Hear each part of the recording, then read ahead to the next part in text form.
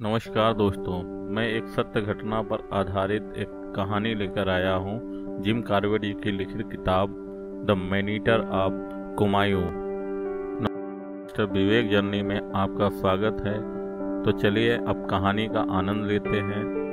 रुद्रप्रयाग की, जो कि 1918 से लेकर 26 तक एक ऐसे दहशत में जी रहा था जहां पर लगभग 50,000 वहां के रहवासियों तथा 60,000 तीर्थ यात्रियों पर मौत का साया बनकर घूम रहा ऐसा आदमखोर, जिसका नाम दिया था हमारे जिम कार्बेट जी ने द मैनीटर ऑफ रुद्रप्रयाग, जो कि एक लेपर्ड था जिसे हम आम भाषा में तेंदुआ कहते हैं। बद्रीनाथ केदारनाथ के रास्ते में का संगम स्थल, जहां पर 9 जून 1918 को बेंजन गांव में पहला शिकार इस आदमखोर लेपर्ड ने किया था और 14 अप्रैल 1926 को आखिरी शिकार किया था। इस दौरान सरकारी आंकड़ों के हिसाब से 125 लोगों की मौत का आंकड़ा निकल के आया था, जो कि एक अपने आप में खौफनाक था। लेकिन हालांकि इस सरकारी आंकड़े को जिम कार्बेट जी ने कभी नहीं माना। सुबह का वक्त जब होता था तब ये खौफ कम होता था, तो जितने भी वहाँ के रहवासी लोग थे तो बाहर जाकर अपना कार्य किया करते थे, बच्चे स्कूल जाया करते थे और महिलाएं जंगल में जाकर कुछ लकड़ियां भी इकट्ठी कर लेती थी और पानी का स्रोत वही झरना या नदियों द्वारा होता था, तो उसको भी महिलाएं लाती थी। तो और श्रद्धालु लोग भी इस यात्रा को दिन में ही पूरा करने की कोशिश करते थे, जो कि सुरक्षित भी रहता था। लेकिन शाम होते ही एक सन्नाटा सा पसर जाता था और फिर इस खौफनाक तेंदुए की शक्ल में मौत सड़कों पर और राहगीरों के ऊपर मंडराती थी। तो जो श्रद्धालु लोग हुआ करते थे, जो रात भर मतलब एक आश्रय की तलाश में रहा करते थे, तो वहाँ पे छोटी-छोटी सराय या धर्मशालाओं में शरण लेते थे इस आदमखोर से बचने के लिए। तो केदारनाथ बद्रीनाथ के दर्शन करने गए जितने भी लोग इस खौफनाक लेपर्ड से बचने के लिए कोई सराय या अजनबियों के घर में रुकना ज्यादा सुरक्षित महसूस किया करते थे। एक दिन का वाकया है जब एक 16 साल का बच्चा था जो कि नौकरी करने के लिए गया, तो वहाँ पर उसे नौकरी के रूप में बकरी चराने का मतलब काम मिला। तो वो बकरी जंगलों में चराने के बाद में उसके बाद में घर आता है, तो उसके मालिक ने उसको एक कमरे में बकरियों के साथ में रख दिया और बाहर से दरवाजा बंद करने की कोशिश की, तो वो ठीक से बंद नहीं हुआ। तो वो बच्चे ने उन बकरियों के बीच में ज्यादा चहल पहल होने के कारण एक साइड में छोटी सी जगह बनाई और वहाँ पर सोने लगा। जब वो वहाँ पर सो गया, उसके बाद जब सुबह देखा, जब मालिक ने दरवाजा खोला, हैरान करने वाली जब बात आई सामने कि बकरियों के बीच से बकरियों को कोई नुकसान नहीं हुआ, उस बच्चे को वो तेंदुआ उठा के ले गया, क्योंकि तेंदुए के कुछ चिन्ह और उसकी कुछ हरकतें वहाँ पर महसूस हुई। तो ये देखा गया कि उस बच्चे को सिर्फ लेपर्ड ले गया है और बकरियों को छुआ ही नहीं उसने। कितना खौफनाक रहा होगा उस बच्चे के लिए कि एक बच्चा और 40 बकरियां उसके साथ में, और बकरियों को छुआ भी नहीं और सिर्फ वो बच्चे को ले गया। एक वाकया और है, जब दो दोस्त कुछ दूरी पर एक जगह बैठे थे तो वहां पर हुक्का पी रहे थे वो लोग। तो थोड़ी देर बाद जब चांद सर पे चढ़ा, उसी समय एक हुक्का लुढ़कने की आवाज आई और उसने पलटकर जब देखा उसके दोस्त ने, तो उसका एक दोस्त था जो, तो वो उस आदमखोर के जबड़े में था। बेचारा दोस्त उसको बचाने के लिए कुछ भी नहीं कर पाता है। अब एक वाकया और है, गांव के प्रधान की पत्नी जो कि बुखार की वजह से बीमार हो गई थी, तो उसको इलाज करने के लिए शहर से 2 नर्सें आई थी और प्रधान जी के घर में 2 कमरे थे, जिसमें एक में प्रधान जी और एक कमरे में 3 औरतें थी। और जिस 3 औरतें थी उसमें 2 दरवाजे थे, 2 और एक खिड़की थी जो कि टूटी हुई थी। तो वो 3 औरतें वहीं पर थीं और जो बीमार महिला थी तो उसके बगल में एक पीतल का घड़ा रख दिया गया था पानी यानी पीने के लिए। तो जब रात का 12 बजा होगा तो ये आदमखोर लेपर्ड जो कि दबे पांव उस खिड़की के रास्ते से उस महिला को अपना शिकार बनाया और वहीं से शिकार बनाने के बाद महिला को मार दिया। तो उसके बाद में उस महिला को लेकर जाने लगा उस खिड़की से।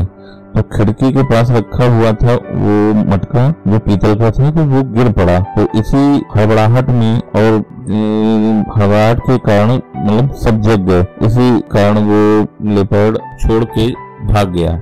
अब यकीन हो गया था गांव वालों को कि ये कोई आदमखोर नहीं है, ये कोई प्रेत आत्मा या दुष्ट आत्मा है जो कि इंसानों को शिकार कर रही थी। उसे बेरहमी से मारने का पूरा श्रेय उस लेपर्ड को ही जा रहा था। आत्मा है जो कि यहाँ के लोगों पर मड़रा रही है।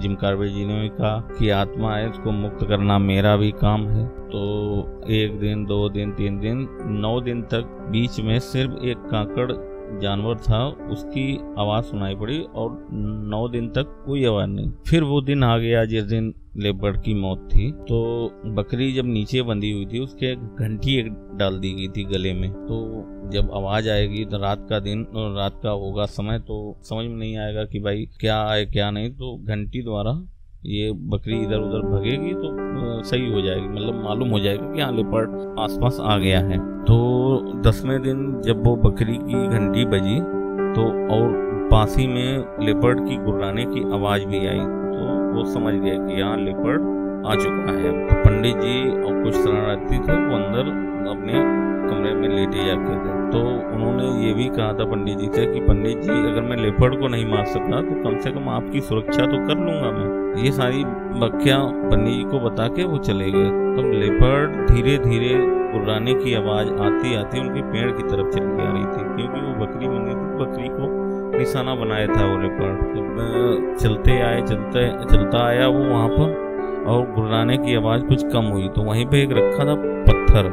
तो पत्थर वाइट पत्थर था, तो उसके मतलब चांदनी रात थी हल्की सी, तो वो मतलब ओझल हो रहा था और फिर दिख जाता था, ओझल होता था दिख जाता, क्योंकि लेपर्ड उसके सामने आ रहा था बार बार। तो जिम कार्बेट जी के पास एक कलकत्ता से आई हुई टॉर्च थी जो माउंट कर रखी थी उन्होंने अपनी गन के ऊपर। तो उन्होंने जैसे ही उस टॉर्च को जलाया तो बिल्कुल उसके तेंदुआ था उसके कंधे के सामने वो मतलब प्रतिबिंब बना जाके उसका। तो उन्होंने थोड़ी सी भी देरी ना करते हुए शॉट कर दिया, गन ट्रिगर दबा दिया और वो दबाने के बाद में थोड़ी देर इंतजार करते रहे। उसके बाद में देखा कि संभवतः लेपर्ड के गोली लग गई है। उसी दौरान उनकी टॉर्च थी ना, वो गन के शॉट के कारण वो बंद हो गई थी। काफी हिलाने उलाने के बाद में देखें कि कैसे जले, तो फिर वो जली नहीं। तो उसके बाद में थोड़ी देर बाद में लेपर्ड की गुर्राने की आवाज उनके पेड़ के नीचे आई। उसके बाद में फिर वो दूर होती चली गई थोड़ी देर में। तो भाई घबराए हुए थे, ऐसा आदमखोर था। तो उसके कारण वो उतनी रात में अपनी मचान जो पेड़ के ऊपर बनाए थे उससे उतर के नहीं आए थे। जब सुबह हुई तो सुबह होते हुए उतर के आए नीचे, देखा उन्होंने उसी पत्थर और बकरी के पास में, तो बकरी के हल्की खरोंचें हुई थी और कुछ नहीं, मतलब बकरी पर और कोई दाग धब्बे नहीं थे। तो वो लेपर्ड का वहाँ पर 1 इंच मोटी कम से कम धार थी खून की। तो जिम कार्बेट समझ गए कि ये मुश्किल से 1 या 2 मिनट जिया होगा, उसके बाद ये मर गया होगा। तो उस धार का पीछा करते हुए वो गए तो एक गड्ढा टाइप का था, तो उसमें लेपर्ड मरा पड़ा था, वहीं पे उसका अंत हो गया। उसके बाद में धीरे से पंडित जी भी है। पंडित जी ने जब लेपर्ड को मरा हुआ देखा तो वो भावुक हो गए, क्योंकि इसी लेपर्ड ने उनको 5 साल पहले हमला करके मारने का पूरा प्रयास किया था, लेकिन वो बच गए थे। इसलिए वो भावुक हो गए और भावुक होकर उनके हाथ जोड़े जिम कार्बेट जी के और पैरों की तरफ अपना हाथ बढ़ाया, लेकिन जिम कार्बेट जी ने मना कर दिया, ये सब नहीं है सही। तो और बाद बाकी लोग जो उनके रेस्ट रूम से जो बंदे आते थे रोज सुबह उनके लिए भोजन नाश्ता पानी करने के लिए, तो वो भी तब तक आ गए। सुबह का लगभग 4 बजा था, अंधेरा ही था, ज़्यादा उजाला नहीं था। तो वो जब आए तो उन्होंने देखा वहाँ पर खून पड़ा हुआ है, जिम कार्बेट जी भी नहीं है। लगता है ये तेंदुए ने जिम कार्बेट जी का शिकार कर दिया है। तो हड़बड़ाहट में इधर उधर ढूंढने लगे तो जिम कार्बेट जी नीचे हुई थी गड्ढे में, वो मतलब खड़े हुए थे। वहीं जाके उन्होंने जब बात की कि अरे हम तो साहब हमें मालूम हुआ कि आपको तेंदुए ने शिकार कर लिया, ये वो, तो हम घबरा गए, ऐसा है। इस प्रकार हमारे महान शिकारी जिम कार्बेट जी ने ऐसे आदमखोर को मौत के घाट उतारा जिसने लगभग 10 से 12 साल तक उस वैली में आतंक का एक खौफनाक चेहरा लोगों को दिखाया था। और इससे घबराए जो शिकारी थे जिम कार्बेट भी थे, लेकिन उन्होंने अपने आप को संभाल के इन रुद्रप्रयाग की भूमि को इस आदमखोर से मुक्त किया। फिर आराम से सारी चीजें चलती रही। अच्छा, तो चलते हैं फिर नई एक कहानी के साथ फिर मिलेंगे आपके पास मिस्टर विवेक जर्नी में। अगर चैनल को सब्सक्राइब ना किया हो तो सब्सक्राइब करें, लाइक करें, कमेंट करें और दूसरी कहानी के लिए मुझे प्रोत्साहन देने के उद्देश्य से कमेंट करें कि ये कहानी मुझे पसंद आई है। धन्यवाद दोस्तों।